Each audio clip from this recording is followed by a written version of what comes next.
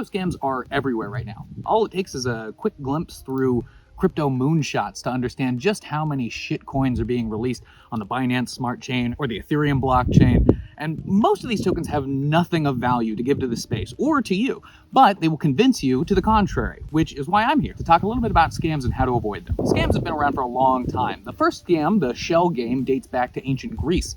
If you're unfamiliar or you've never been to New York City, then it's a game where there's a person at a table and they'll typically have cards or shells or cups or something like that, and there'll be a little ball. And they'll ask you to find the ball as they shift around the cards or the cups or whatever. And you might come upon this, walking down the street, and you see someone put $20 on the table and then immediately guess where the ball is. You see, and then they double their money and they walk away, $40 richer supposedly. And then you walk up, you put $20 on the table, and he shifts around the cards and he says, okay, well, where's the ball? And then you pick correctly. They give you $40 and say, well, you don't want to do double or nothing, right? And so you put $40 on the table and shifts around the cards again, and you think you've got the game. So you guess where you think the ball ought to be, and when he lifts up the cards, ball's not there. Takes your $40 and walks away.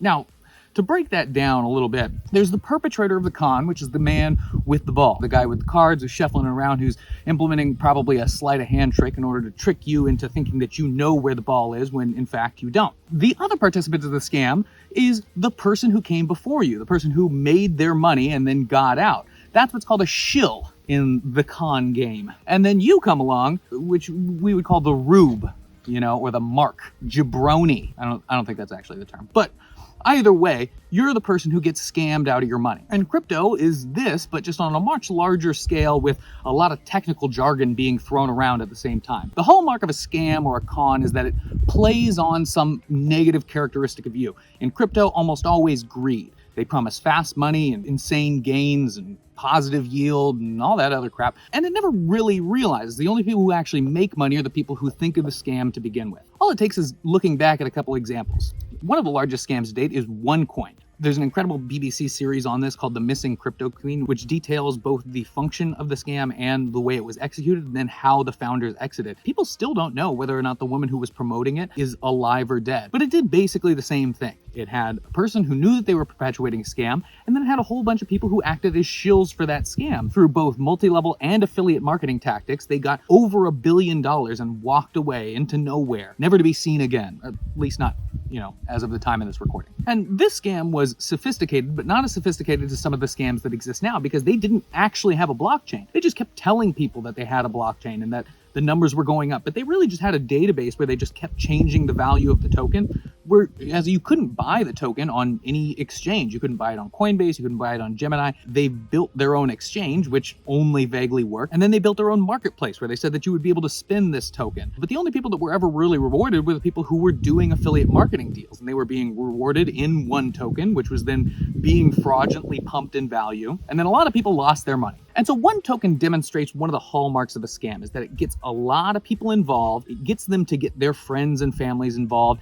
and it incentivizes to get more people involved, because a Ponzi scheme, which is ultimately what it was, relies on new investors. It relies on more people putting money into their system in order to pay out old investors. And that's exactly what OneCoin was doing. They were paying out themselves, the early investors, by getting more and more people involved and promising them huge and insane gains for everything that they were doing. So that's the first thing to look out for. Are they asking you to get your friends and family involved? Are they asking you to be a marketer for them? This focus on marketing is actually one of the things I like the least about most of modern cryptocurrency and a lot of crypto YouTube.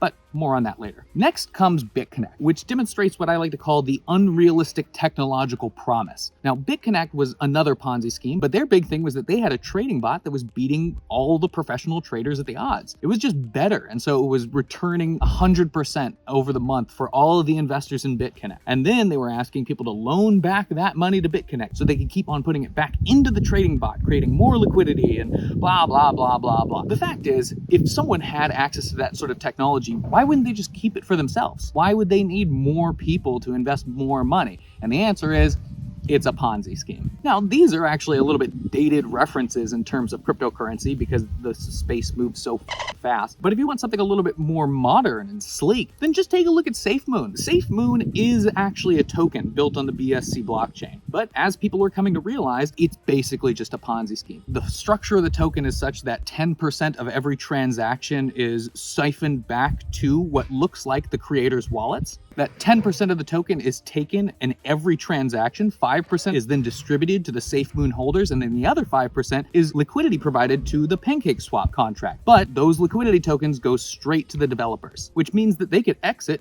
whenever they want. Plus, the token just doesn't have any real reason to exist. Why would it become a global currency if there's a 10% tax on every transaction before the state gets their hands on it? Basically, the only thing they tell you to do is buy and hold. And if that's the only reason why it's going to go up in value, then it's not that useful. It's not its own blockchain like Bitcoin. It doesn't provide any security guarantees. It's a scam. And I'm going to dive a little bit more into that in my next video on Ponzi schemes specifically. But the thing to remember is that all these scams rely on the fact that you are greedy. You want to make money, and so it promises you that you will make money, when in reality, the only people making money are the people scamming you out of it. It's all a shell game, and you're the sucker. If you want to read more on scams, then I'd suggest picking up this book, Crypto Wars. It's a really good resource, especially going back over things like BitConnect and OneCoin, and a couple of other interesting exit scams like the Quadriga CX exchange and the Mt. Gox hack. Oh, and real quick, this is the beginning of the series I'm going to do on scams in general, so remember to like and subscribe so you can see when all those videos are published. If you want to learn why you can't trust crypto YouTube, then click here. And if you want to learn about what exchanges you can trust, then you can look at this playlist here. I'm Crypto Bo.